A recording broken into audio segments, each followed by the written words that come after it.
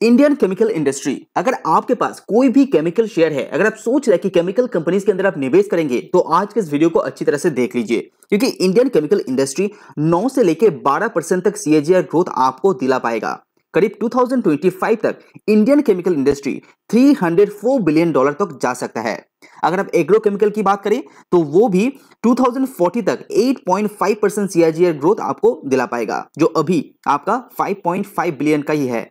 और इंडिया के अंदर मैक्सिमम ऑल केमिकल कंपनीज अपने जो कैपेसिटी है उसको इंक्रीज करने का कोशिश कर रहा है। अगर कैपेक्स की बात करें तो जहां पे Deepak nitrate 1500 crore, SRF 12500 crore, Gujarat 2750 crore, Navin fluorine 1500 crore, Aarti industry 4000 crore, PI industry 1300 crore. इस हिसाब से आप देख पाएंगे इंडियन केमिकल इंडस्ट्री बहुत ज्यादा कैपेक्स यहाँ पे इंक्रीज कर रहा है। लेकिन केमिकल कंपनीज का इतना ग्रोथ दिखाई दे रहा है, तो इतना कैपेक्स कर रहा है, लेकिन शेयर प्राइस इतना नीचे क्यों गिर रहा है? तो चलिए उसी को जानने की कोशिश करेंगे। तो आज के इस वीडियो के अंदर हम लोग 5 वो कारण जानने की कोशिश करेंगे जिसके चलते इंडियन केमिकल कंपनीज का शेयर प्राइस इतने नीचे गिर रहा है, इतना ग्रोथ लॉन्ग टर्म में देखने के बावजूद भी। तो चलिए जान लेते हैं एक एक करके वो 5 कारण। इससे पहले मैं 2-3 वीडियो बना चुका हूं केमिकल कंपनीज के ऊपर, जहां पे मैंने रिकमेंड किया है 5 स्पेशलिटी केमिकल कंपनीज के बारे में, 2 एग्रो केमिकल कंपनीज के बारे में और भी बहुत कुछ। तो चैनल में जाकर वो भी आप देख सकते हैं।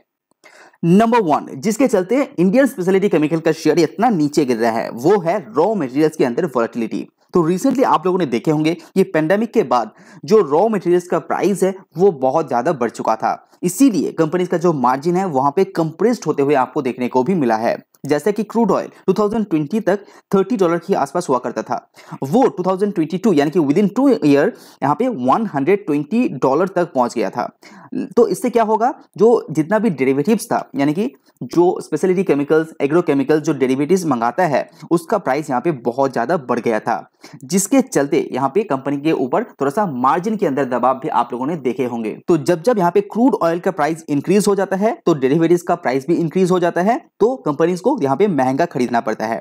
लेकिन वो कंपनी आपका जो प्राइस है उसको पास ऑन नहीं कर पाता है, वो बहुत ही डिफिकल्ट हो जाता है पास ऑन करना, इसीलिए कंपनी का मार्जिन के अंदर इफेक्ट आता है। साथ ही साथ कंपनीज का जो इनपुट कॉस्ट है वो बहुत ज्यादा बढ़ जाता है।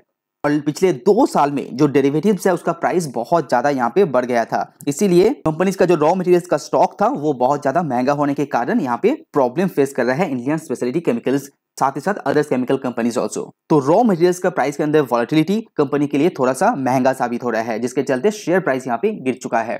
उसके बाद जो दूसरा रीजन है जिसके चलते Indian speciality chemicals and agro chemicals का शेयर यहाँ पे नीचे गिर रहा है, वो है एनर्जी कॉस्ट के अंदर थोड़ा सा बढ़ोतरी। उसके बाद जो सेकंड रीजन है जिसके चलते केमिकल कंपनीज का शेयर इतने नीचे गिर रहा है, वो है एनर्जी कॉस्ट का प्राइस बढ़ना। अगर आप कोल का प्राइस देखेंगे, जो केमिकल्स कंपनी बहुत ज्यादा इस्तेमाल करते हैं, वो जहां पे 2020 पेंडेमिक के टाइम 100 के आसपास था, वो अभी 470 चल रहा है, यानी कि ये 4 से लेके 5 गुना बढ़ चुका है कोल का प्राइस, जिसके चलते जो एनर्जी का प्राइस है वो कंपनीज को बहुत ज्यादा महंगा यहाँ पे खरीदना पड़ रहा है, जिसके चलते कंपनी का मार्जिन के अंदर दबाव 1 सेकंड फेस करना पड़ रहा है। केमिकल कंपनीज के लिए बॉयलर्स चलाना बहुत ज्यादा इंपॉर्टेंट है, तो बॉयलर्स गर्म करने के लिए कोल का डिमांड बहुत ज्यादा चाहिए होता है। जैसे जैसे मार्केट के अंदर केमिकल प्रोडक्ट का डिमांड यहाँ पे बढ़ रहा है, तो कंपनीज का केमिकल बनाना भी ज्यादा पड़ रहा है, तो इसीलिए कोल भी यहाँ पे जो यूजेस है वो यहाँ पे बढ़ चुका है। तो कोल यहाँ पे कंपनीज को महंगा खरीदने के कारण कंपनीज का शेयर प्राइस यहाँ पे इफेक्ट आ रहा है। अगर आप कोल का ऑल्टरनेटिव भी सोच रहे हैं, जैसे कि राइस हस्क, उसका भी प्राइस देखेंगे तो ये 3 से लेके 4 गुना बढ़ चुका था। तो जैसे जैसे कोल का प्राइस भी बढ़ा था, उसी हिसाब से राइस हस्क का भी प्राइस यहाँ पे बढ़ चुका था। तो ऑल्टरनेटिव भी बढ़ चुका था और मेन प्रोडक्ट है वो भी बढ़ चुका था। तो दोनों तरफ ही जो केमिकल्स कंपनीज है उसके लिए यहाँ पे प्रॉब्लम क्रिएट हो रहा है, जिसके चलते शेयर प्राइस के ऊपर आपको दबाव देखने को मिल रहा है। उसके बाद जो थर्ड रीजन है वो है ट्रांसपोर्टेशन कॉस्ट।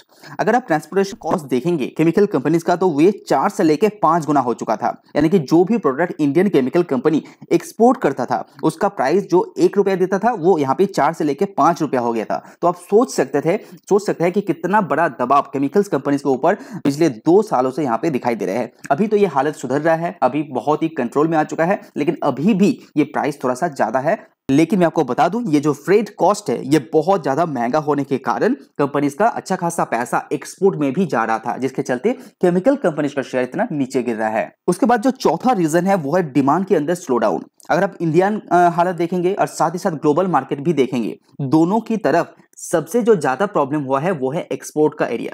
और इंडियन केमिकल्स कंपनी आप हिस्ट्री उठा के देखेंगे तो एक्सपोर्ट के ऊपर अच्छा खासा डिपेंडेंसी है इंडियन केमिकल कंपनीज के ऊपर, जैसे कि specially European union and Latin America, USA जैसे कंट्रीज के ऊपर बहुत ज्यादा डिपेंडेंसी होने के कारण और सबसे ज्यादा प्रॉब्लम ग्लोबल इकोनॉमी में अभी वही पे चल रहा है, जिसके चलते केमिकल्स कंपनीज के अंदर अच्छा खासा दबाव भी आपको महसूस होगा। जैसे कि world wide inflation, Russia Ukraine का वॉर एंड यूरोपियन यूनियन के अंदर जो चैलेंजेस अभी फेस करना पड़ रहा है वो है।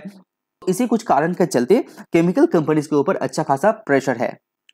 नेक्स्ट जो फाइनल कारण है जिसके चलते इंडियन केमिकल कंपनीज यहां पे शेयर प्राइस इतना नीचे गिर रहा है वो है इन्वेंट्री रोटेशन। शायद आपको पता होगा कि केमिकल कंपनीज हमेशा अपने स्टॉक को मेंटेन करते हैं, 6 से लेके 12 महीने तक स्टॉक हमेशा मेंटेन करके रखना पड़ता है। मार्केट के अंदर कोई भी ग्लोबल प्रॉब्लम आ सकता है, डोमेस्टिक प्रॉब्लम भी आ सकता है, उसके चलते अपने सप्लाई को बंद नहीं कर सकते हैं। इसी के कारण स्टॉक को मेंटेन रखना बहुत ज्यादा इंपॉर्टेंट है, जिसके चलते यहाँ पे हाई प्राइस में इंडियन केमिकल कंपनी से अपने प्रोडक्ट यानी कि रॉ मटेरियल्स खरीदा था, जिसको कंपनी को धीरे धीरे निकालना भी पड़ रहा है। अभी जो प्राइस थोड़ा सा स्मूथ हुआ है, लेकिन उसका इफेक्ट आपको 2 क्वार्टर बाद में ही मिलेगा, क्योंकि इन्वेंट्री को रोटेशन किया जाता है।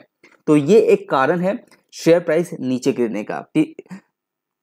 लेकिन मैं साथ में ये भी आपको बता दूं कि इंडिया के अंदर जितना भी फ्लोरीन केमिकल्स है उसका ऊपर उतना इफेक्ट नहीं आया है, तो उसको ऊपर भी हम नजर रख सकते हैं।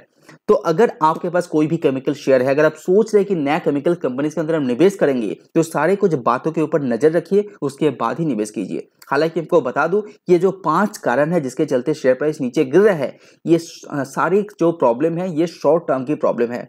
तो सारे कंपनी एक साथ इतना कैपेक्स नहीं करते, क्योंकि ग्रोथ एंड डिमांड बहुत ज्यादा है। तो नेक्स्ट या 5 या 10 साल के लिए इंडियन केमिकल्स कंपनी बहुत ज्यादा अट्रैक्टिव लग रहा है। तो अच्छी तरह से आप रिसर्च कीजिए, उसके बाद ही निवेश करने के बारे में सोच सकते हैं। अगर आपको वीडियो पसंद आए तो लाइक जरूर कीजिए। आज वीडियो में इतना ही। सी यू ऑन नेक्स्ट वीडियो।